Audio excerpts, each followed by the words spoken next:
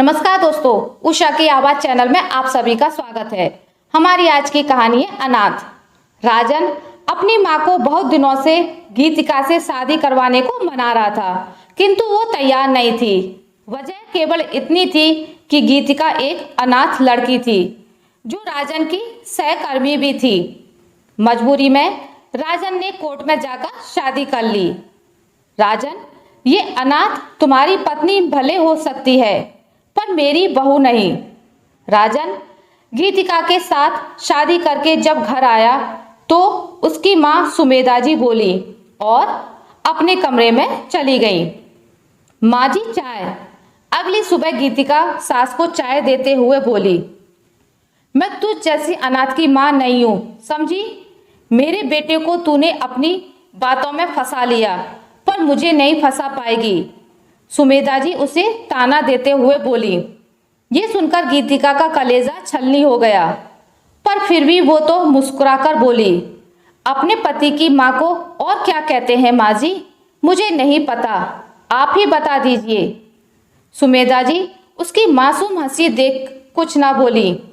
गीतिका जितना सुमेधा जी का दिल जीतने की कोशिश करती, सुमेधा जी उतना ही उसका तिरस्कार करती, किंतु गीतिका के चेहरे पर शिकन तक न आती। हालांकि वो अकेले में आंसू भी बहाती, पर राजन को जाहिर ना करती। गीतिका, इतना क्यों सह रही हो? मुझसे शादी करके तुम्हें सिवा तिरस्कार के कुछ नहीं मिला। आज फिर किसी बात पर सुमेधा जी ने गीतिका को काफी कुछ सुनाया, जो राजन उसका चेहरा उदास देखकर बोला, अरे मिला क्यों नहीं? बचपन से माँ के लिए तरसी हूँ, तुमने मुझे माँ दी है ना। स्कूल में जब बच्चों की मम्मी आती थी तो मैं अनाथ उन्हें देख ईश्वर से शिकायत करती थी। ईश्वर ने देखो मुझे सास के रूप में माँ दे दी। गीतिका मुस्कुराकर बोली, किसे बहला रही हो गीतिका? तुम भी जानती हो माँ तुम्हें बहू तो क्या इंसान तक नहीं समझती।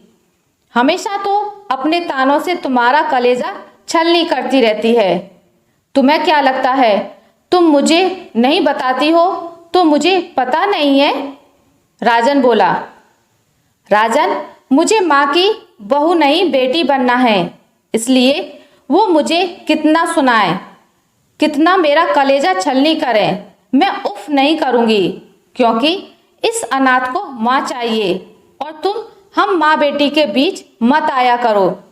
मेरी माँ बहुत अच्छी है, बस थोड़ा नाराज है, जो कि लाजमी भी है। उनके कितने ख्वाब होंगे तुम्हारी शादी को लेकर, जो मुझ अनाथ की वजह से टूट गए। गीतिका उदास होकर बोली। सुमेधा जी बाहर से सब सुन रही थी। उन्हें खुद की सोच पर बहुत शर्मिंदगी हुई। ये बेचारी मुझसे माँ का प्यार पाने को इतना सब सह रही है और मैं सिर्फ इसका तिरस्कार कर रही हूँ, जबकि अकेले इसकी तो गलती नहीं, शादी तो मेरे बेटे ने की है इससे। इस वक्त उनकी आंखों में आंसू थे। ना बेटा, तू अनाथ नहीं है, मैं हूं ना तेरी माँ। अचानक सुमेधा जी अंदर आई और गीतिका से बोली, माँ। भरे गले से गीतिका बोली।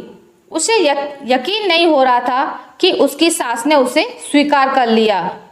हाँ बेटा, इतनी अच्छी बहू तो मैं भी ना खोज पाती जो मेरे बेटे ने खोजी है, और मैं मूड मगज सिर्फ इस बात से उसका तिरस्कार कर रही थी कि वो अनाथ है, जबकि मुझे तो इसकी माँ बन उसके जीवन की ये कमी भरनी चाहिए थी।